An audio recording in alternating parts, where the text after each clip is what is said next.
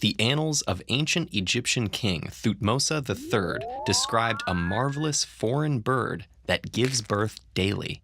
Zoroastrians viewed them as spirits whose cries told of the cosmic struggle between darkness and light.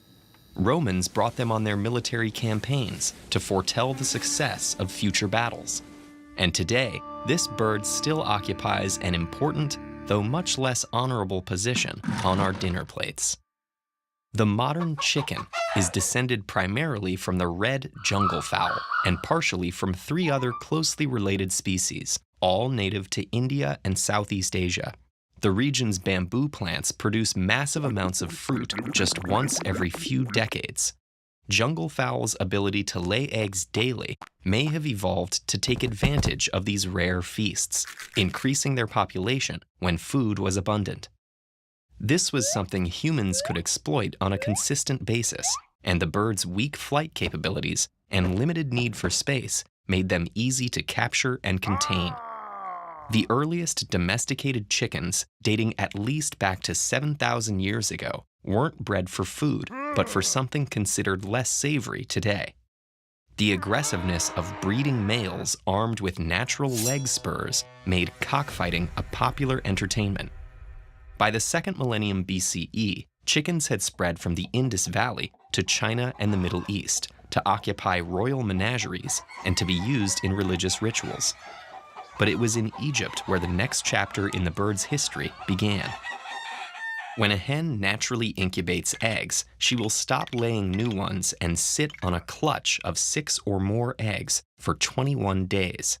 By the middle of the 1st millennium BCE, the Egyptians had learned to artificially incubate chicken eggs by placing them in baskets over hot ashes. That freed up hens to continue laying daily, and what had been a royal delicacy or religious offering became a common meal. Around the same time as Egyptians were incubating eggs, Phoenician merchants introduced chickens to Europe, where they quickly became an essential part of European livestock.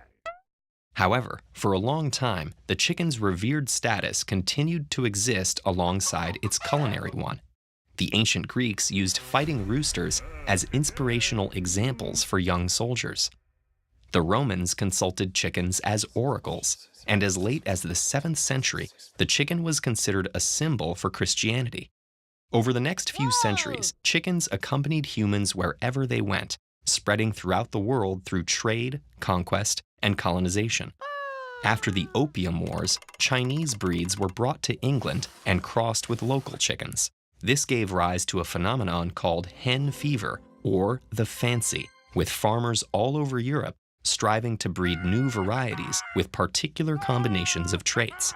This trend also caught the attention of a certain Charles Darwin, who wondered if a similar selective breeding process occurred in nature. Darwin would observe hundreds of chickens while finalizing his historic work, introducing the theory of evolution. But the chicken's greatest contribution to science was yet to come. In the early 20th century, a trio of British scientists conducted extensive crossbreeding of chickens, building on Gregor Mendel's studies of genetic inheritance. With their high genetic diversity, many distinct traits, and only 7 months between generations, chickens were the perfect subject. This work resulted in the famous Punnett square, used to show the genotypes that would result from breeding a given pairing.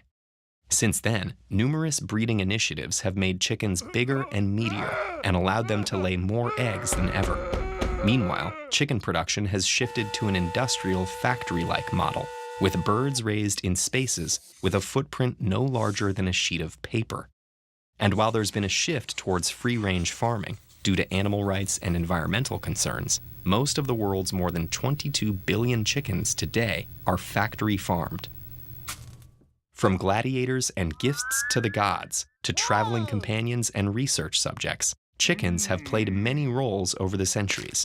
And though they may not have come before the proverbial egg, chicken's fascinating history tells us a great deal about our own. So what about the chickens? What do they think of all this? Since we can't say for sure, why not take a moment to learn more about how animals communicate and how they experience pain?